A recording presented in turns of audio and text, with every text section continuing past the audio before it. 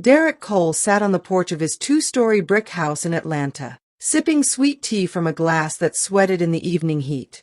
From where he sat, life looked good. His wife, Vanessa, had just stepped out of the house in her silk robe, humming as she watered the flowers. The sight of her, slender frame, glowing brown skin, hair wrapped in a neat bun, still made his heart swell after nearly 10 years of marriage. Inside the garage, his best friend since childhood, Marcus Green, was working on Derek's old Chevy Impala. Marcus was the kind of friend every man wanted, the one who never missed a birthday, who had Derek's back in every street fight they'd stumbled into as kids, and who stood beside him on the day he married Vanessa. "Man, this baby still runs smoother than most new cars," Marcus said, his hands greasy but his grin wide. "That's 'cause you've been keeping her alive," Derek replied, chuckling. "One day I'ma pass her down to my son. Family heirloom." Marcus laughed. "Ain't no kid of yours gonna want this dinosaur." Derek smiled, ignoring the jab. He was proud of what he had, a steady job as a contractor, a comfortable home, a loyal wife, and a best friend who felt more like a brother. 4 years, he told himself he was one of the lucky ones. But as the sun dipped lower that evening, a subtle shift lingered in the air. Derek couldn't name it then, but the way Marcus's eyes lingered a second too long on Vanessa, and the way she smiled back, would replay in his mind later like a bad omen. At that moment, though, Derek believed nothing could break his perfect life. The first crack was so small Derek almost laughed at himself for noticing. Vanessa started taking Pilates on Tuesday nights. No big deal. Then Thursdays became girls' night, which, according to her, rotated between wine bars and someone's living room with charcuterie boards and candles. He didn't mind, he wanted her happy. But the way she moved when she got dressed, careful, excited, humming to herself, felt new. "Looking pretty tonight," he said, tying his tie for a late client dinner. She smiled at her reflection more than at him. "Thanks, babe. Don't wait up." At work, Derek buried himself in bids and timelines. The new development on Auburn Avenue needed permits wrangled and crews kept honest. When his phone buzzed, it was Marcus. "You around this weekend?" "Falcons game." "Always," Derek wrote back. "Come through Sunday. Vanessa's making wings." Sunday came, but Marcus didn't. He texted, "Rain check." Got tied up. No explanation. No call. That night, Vanessa went to bed early. Derek stayed on the couch scrolling highlight reels, but his mind wasn't on football. He thought of the old rule he and Marcus had since they were kids: no secrets. Back then, it kept them alive, kept them from turning on each other when money ran short or when a fight turned ugly. He turned off the TV and padded down the hallway. Vanessa was asleep, phone face down on the nightstand. He wasn't the snooping type. He told himself he wasn't. He brushed a hand across her shoulder and whispered, "Good night." Her eyelids fluttered. Night. From somewhere outside, a car eased to a stop, engine ticking in the heat. The headlights washed briefly across the ceiling like a silent question mark. Derek stared at the light, unable to shake the feeling that something in his house had shifted 3 inches to the left. It was a Tuesday when he found the watch. Morning sun slid across the dresser, catching a glint of steel he didn't recognize. Sleek, masculine, polished bezel, black leather band, a scar on the clasp like it had scraped concrete. He picked it up, felt its weight. Not his. "Vanessa," he called. "You leave something on my dresser?" She emerged, towel-turbaned, robe cinched tight. Her eyes flicked to the watch, then back to him. "Oh yeah, that's Andre's. My cousin. He stopped by yesterday. I forgot to give it back." "Since when does Andre wear anything that ain't a gold rope and a prayer?" Derek tried to joke, but the line fell flat between them. She shrugged. "He's changing up his style." Derek nodded, set the watch down, and told his heartbeat to relax. He kissed her cheek. I'll put it by your purse. At lunch, he met Marcus at a hole-in-the-wall spot that fried catfish so well people ate in silence. Marcus wore a Braves cap low and looked tired. You good? Derek asked. Work's wild, Marcus said. Shop's backed up. Folks don't service their cars till they crying. He grinned, but it didn't reach his eyes. You and Nessa straight? Yeah, Derek said too quickly. She, you know her cousin Andre? Dude leave a watch at my place. Marcus dragged a fry through hot sauce. Andre the model citizen? They laughed, but it felt wrong, thin as paper. That night, Derek lay awake listening to the house, a familiar orchestra, fridge hum, AC kick, a pipe sing faintly in the wall. He pictured the watch, pictured the scar on the clasp. He remembered every gift he'd given Marcus over the years, sneakers, a chain, that vintage Omega he'd had repaired for his birthday. The Omega had a scar on the clasp. Derek sat up, heart pounding. No, he whispered to the dark. No, no way. They met on a cracked blacktop outside Carver Middle. 10 years old, knobby knees, fists up for a fight neither understood. Marcus had a busted lip, Derek had a stone in his hand, and both of them had fathers who taught them that softness got you broken. The fight lasted one swing each. Then they were on the same side, watching bigger boys circle like sharks. Derek dropped the rock. Marcus spat blood and laughed. You dumb. Probably, Derek said, and they ran. They ran through whole years, through summers that smelled like asphalt and stolen ice pops, through winters where the only warmth was in the hoodies they swapped. They learned how to keep small money safe, how to keep big talk quiet, and how to stand shoulder to shoulder so neither boy could be pushed alone. At 17, when Derek's mother died, Marcus slept on the floor beside his bed for a week, pushing food at him and cussing him out when he refused to eat. At 21, when Marcus's first shop loan fell through, Derek sold his motorcycle and handed him the cash in a plain envelope. Pay me back when you breathing easier, Derek said. Marcus hugged him hard. I got you for life. On Derek's wedding day, Marcus stood as best man and whispered, You did good, D. Vanessa's the truth. Yeah, Derek said, teary and grinning. She is. They built adulthood like a joint project. Sunday cookouts, moving each other's furniture, watching each other's backs. When Derek landed the Auburn job, Marcus tuned his truck for free. When Marcus broke up with a woman who wanted him to be someone else, Derek kept a spare key and a couch ready. So when the thought came, could it be him? Derek shoved it away like a traitor. Betrayal from strangers is a bruise. From a brother, it's a blade. Whispers never arrive politely. They slip in through cracked windows and wedge themselves under doors. The first whisper came from Tremaine at the site, a man whose mouth outran his caution. Cole, he said, leaning on a stack of drywall, you ever notice how your boy Marcus look at your wife? Derek kept measuring. Watch your mouth. Tremaine held up his hands. I'm saying, dude got eyes. Everybody got eyes. Derek's tape measure snapped back like a hiss. Everybody got respect, too. But the whisper followed him home, sat cross-legged on the couch while he watched the news, rode shotgun in his truck, and stood beside him at the sink while he washed dishes. He started recalling moments he'd ignored. Vanessa laughing too hard at a joke Marcus told. Marcus showing up with a bottle of Tempranillo because Vanessa liked it last time. The day Vanessa had asked, casual as sky, you think Marcus ever gonna settle down? He told himself he was tired. He started working later. He started coming home with shoulders knotted tight and a smile that felt borrowed. One evening, Vanessa came in from Pilates, flushed and restless, like a storm that hadn't decided where to rain. She kissed his cheek. You eat. Yeah, he lied. He hadn't. She went to shower. Steam drifted out from under the bathroom door. The house smelled like her shampoo and his doubt. Derek sat at the kitchen table, thumb hovering over Marcus's name. He typed, You around? Need to talk.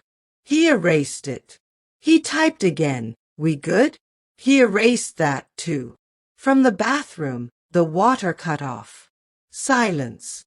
Then the soft ding of a phone from the counter where Vanessa had left her bag. One message. Then a second. Then a third, fast, like someone who knew the rhythm of her attention. Derek stared at the bag. The whispers leaned in, breath warm against his ear. On Friday, Derek told Vanessa he had to fly to Charlotte for a client walkthrough. Early flight, he said, tossing a duffel in the trunk. Back Sunday afternoon. She nodded too easily. Be safe. Her gaze slipped past him to a point he couldn't see. He didn't go to the airport. He parked 2 blocks away and watched his own house through a windshield fogged with doubt and resolve. The evening dragged its feet. Porch lights flicked on up and down the street. A stray cat hopped the fence like it owned the world. His phone battery inched downward, an hour for every percent. At 9:26 p.m., a black Escalade rolled slowly past, brake lights bright as a warning. It turned the corner, disappeared, then returned, easing to the curb in front of Derek's lawn. The engine cut. The driver sat still. Derek's hands tightened on the steering wheel until his knuckles ached. The driver's door opened. A tall figure stepped out, cap low, jacket collar up. Even in the street's thin light, Derek knew the slope of those shoulders, the careful, unhurried walk. Marcus. The front door opened before he knocked. Vanessa stood there framed in warm light, wearing his favorite robe, the blue one he'd bought her in Savannah. She didn't look surprised. She looked relieved. Derek's breath burned. He tasted metal. He forced himself to stay put, to let the truth gather its legs. They went inside. The door closed. The house swallowed them both. Minutes staggered by. Laughter spilled out, faint but clear. Glass clinked. A song he knew, Erica's voice, floated through the walls that had heard his prayers 100 times. Derek opened his door and stepped into the night. He crossed his own lawn like a stranger and touched the porch rail where he'd sanded splinters last spring. Through the window, he saw silhouettes move together, too close. He swallowed a scream. Then he turned and walked back to the car, each step measured like he was carrying a bomb. He drove 3 blocks away and parked under a busted streetlight. He turned off the engine and leaned his head against the wheel. A sound rose from somewhere low in him, half laugh, half sob. He didn't go back. Not that night. He let the truth stand alone, cruel and tall, and he stared at it until he understood it wasn't going anywhere. Saturday morning, Derek didn't move from his bed. The sheets felt foreign, like they belonged to someone else. When he finally dragged himself up, he replayed the image of Marcus stepping into his house. His house. His wife opening the door like she'd been waiting all night. By noon, he drove back.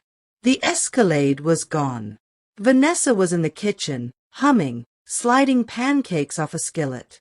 "You're back early," she said, smiling. "Didn't you say Sunday?" He nodded, eyes fixed on her robe folded neatly on the chair. The blue one. "Flight got cancelled," he muttered. Later, while she showered, Derek moved through the living room like an investigator. 2 wine glasses on the counter, one with a smudge of lipstick, the other not. A faint cologne he recognized, but never wore clung to the couch. He bent closer, inhaled, and the scent stabbed him. Marcus's musk, sharp and undeniable. His hands shook as he touched the glass, as if fingerprints could speak. He wanted to explode, to drag truth into the open. Instead, he stood there, body rigid, rage caught in his throat like barbed wire. That night, he watched her sleep. Her face looked soft, innocent, the same face he'd kissed 1,000 times. But all he saw was betrayal wrapped in skin. All he heard was Marcus's laugh echoing in his living room. The days blurred.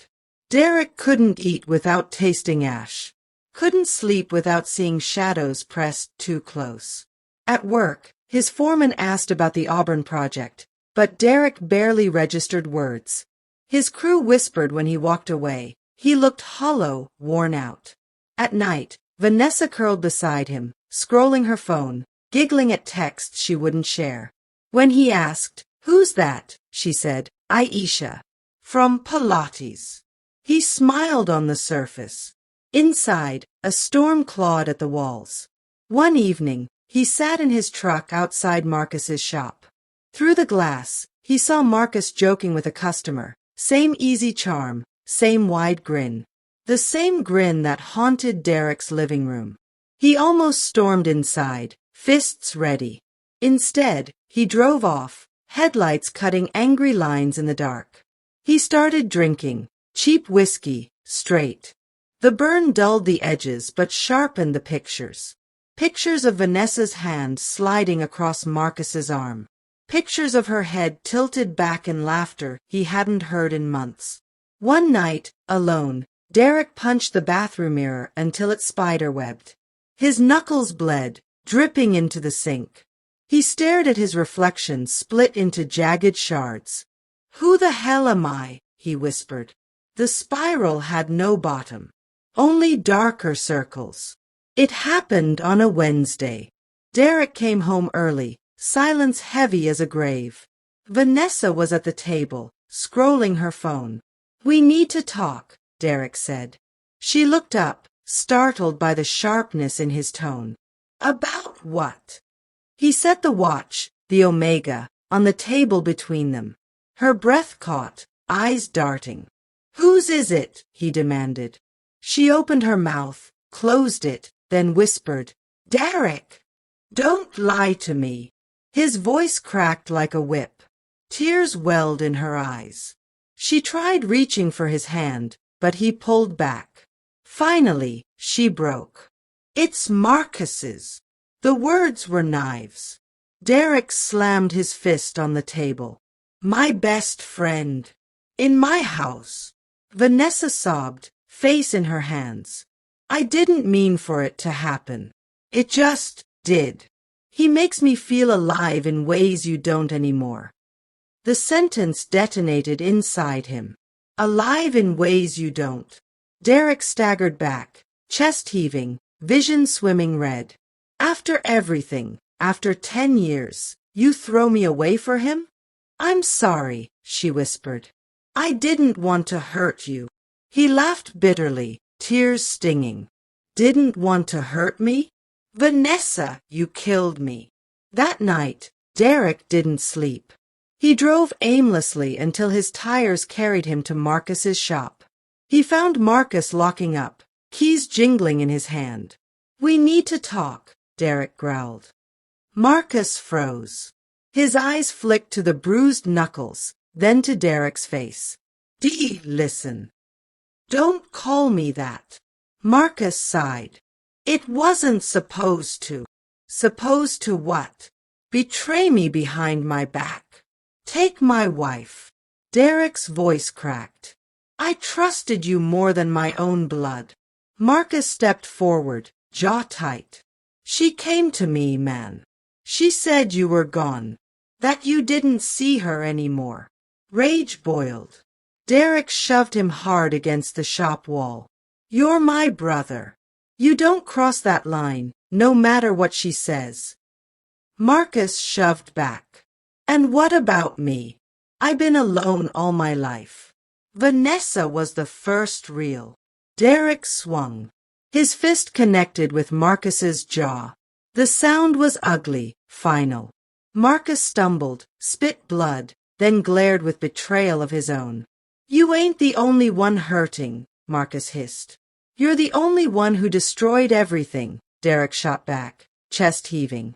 For the first time in 30 years, they stood not as brothers, but as enemies. The days after the confrontation blurred like smoke. Vanessa packed her bags in silence. She didn't fight, didn't beg, didn't even slam doors. Just folded clothes neatly, slid shoes into boxes, and zipped up her life. "Where you going?" Derek asked, voice hoarse.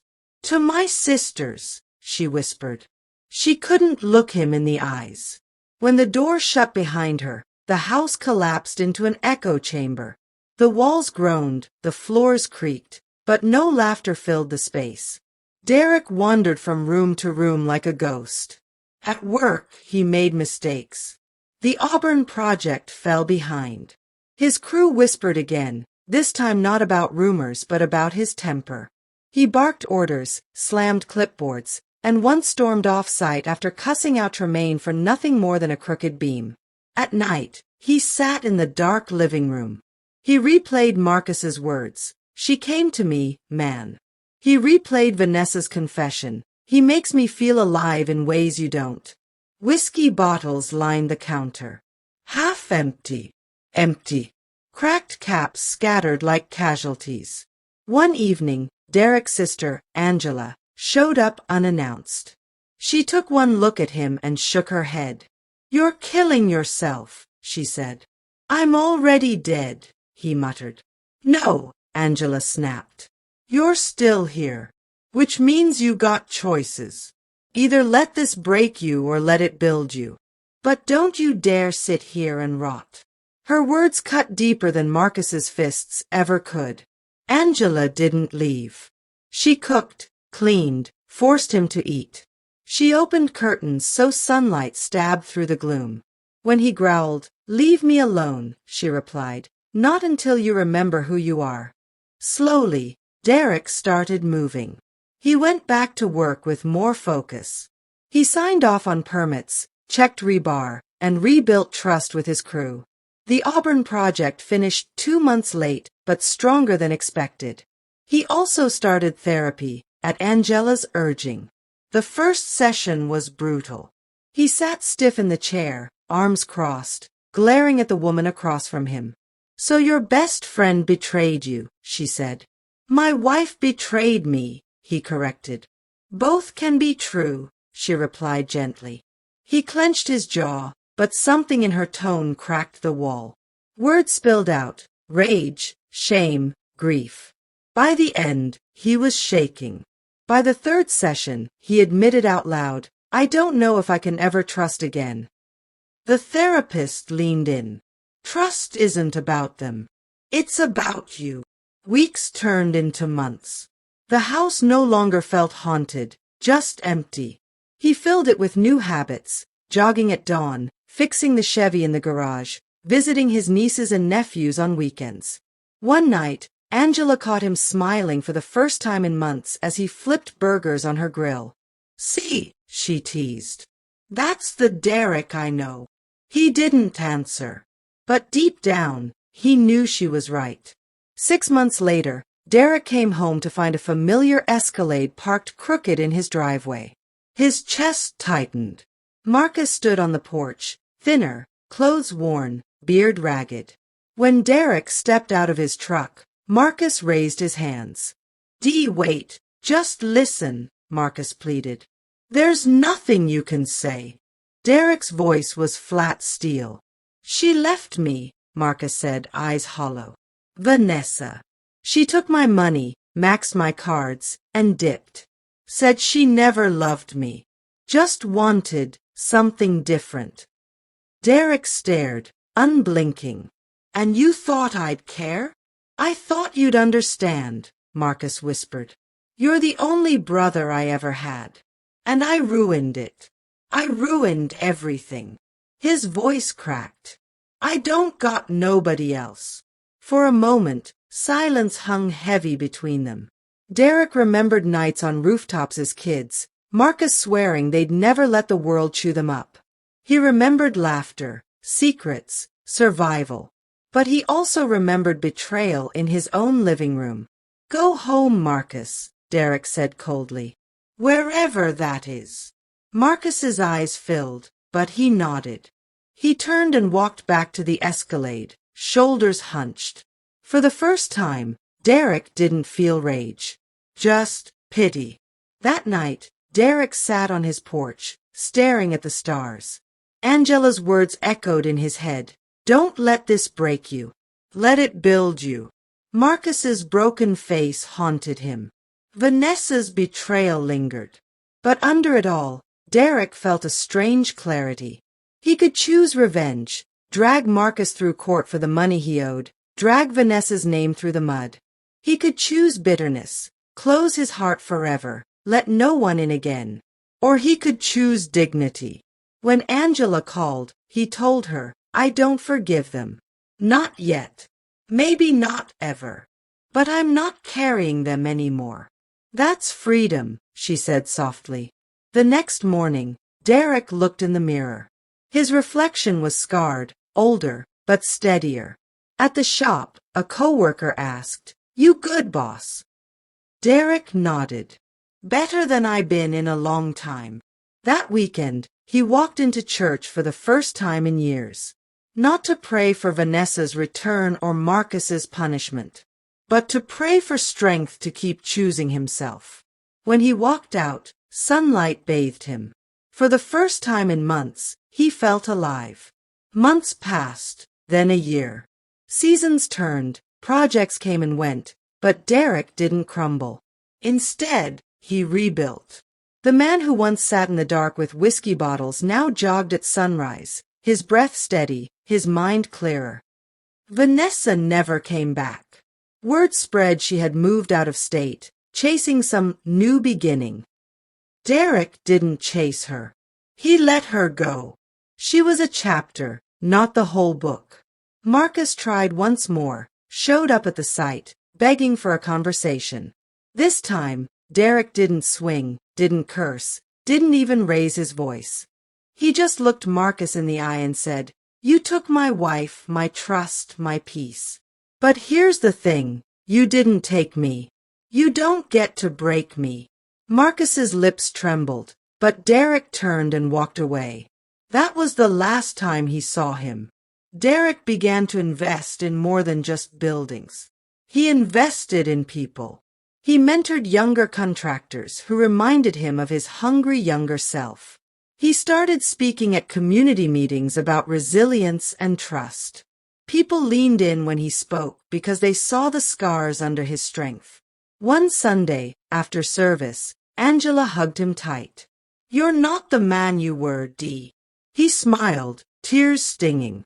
"I know, and I thank God for that." Standing on his porch that evening, the same porch where he once thought his life was perfect, Derek breathed deep. He knew now that perfection was a lie. Life was about surviving storms, not avoiding them. "My best friend had an affair with my wife," he said softly to the night air. "But I didn't die there. I became a stronger man." And with that, he walked inside, leaving the past where it belonged, behind him.